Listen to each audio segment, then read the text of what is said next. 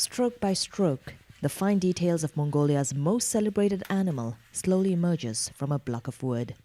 Local legend has it, a man was so heartbroken by the death of his beloved horse that he fashioned an instrument out of its remains to create a Morin Khuur, or horse fiddle, an instrument whose notes are considered by many here as a quintessential sound of the Mongolian steppe.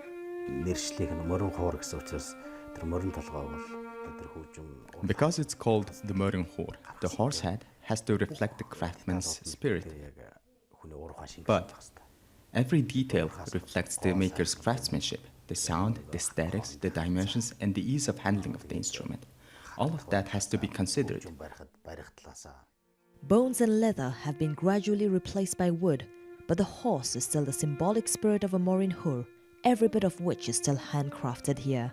The Morin Khuur has been Mongolia's most revered folk instrument for centuries, but beyond traditional tunes, it has evolved into an instrument capable of taking on complex Western classical music. Morin Khuurs are the highlight of this Western-styled orchestra known for adaptations of folk and Western classics. The conductor says Western classical music training, introduced by the Russians in the 1940s, and tweaks to the original design have helped develop the Morin Khuur into an internationally renowned classical stage instrument. But French musician Steve Morel believes comparing a Morin Khuur to a classical Western instrument does little justice to its unique sound. This kind of sound, I'm not sure it's possible to have this kind of texture on a violin or on a cello. In this,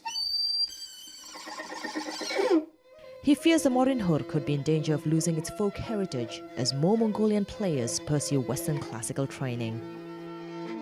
While his views reflect the debate between traditionalists and modernists in Mongolia, some believe both schools have helped the instrument survive and thrive.